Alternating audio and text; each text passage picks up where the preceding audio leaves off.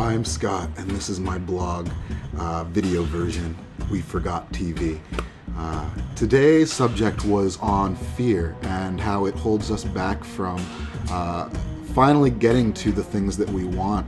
Even if we've made a lot of progress, fear still tries to well up at the end and take away our awesomeness, and that's a bummer. I mean, fear is pretty lame.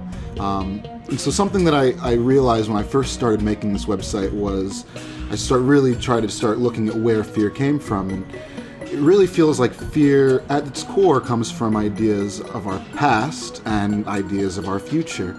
And these can be good and bad things, but we occupy our moment with these thoughts and these elaborations of these ideas that we come up with. So these things always sort of keep us from finally making it to that next step. And so yeah, fear is really, really not awesome.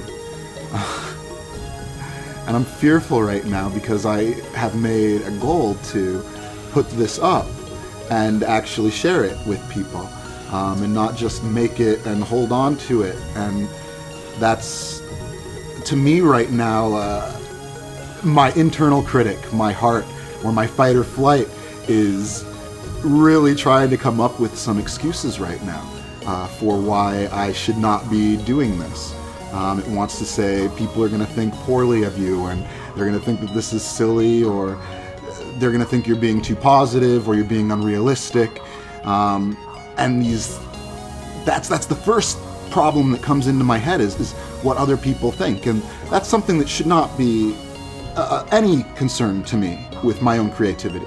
I'm doing something for myself, but at the same time letting it out there. People, yes, they're entitled to their opinion, but their opinion is not what you are basing your idea and your view of this art off of. And so it's important to realize that.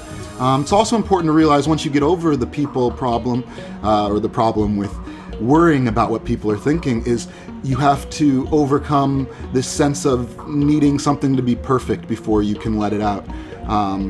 Because that's really something that is arbitrary, and it's not ever going to be perfect. You are always going to come up with another reason for why it's not perfect. I do this, and I know that everybody else does with their biggest dreams and goals. And it really takes you stepping up to that fear and finding a way around it, be it alleviating it, or just finding just a way around that fear. Because it's not necessarily a bad thing. It's good to be cautious, but it's also very important to realize the walls that we build up through our fears, and that we don't really have to pay attention to some of those. We don't have to pay attention to all of those.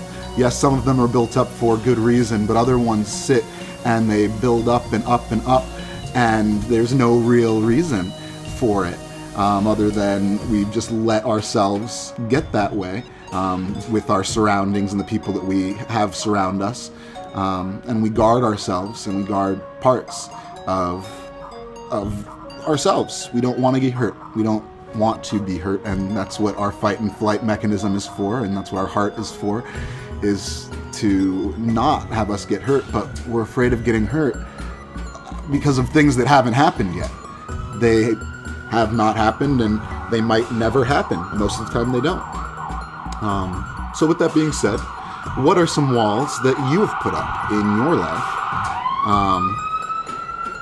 Yeah. Because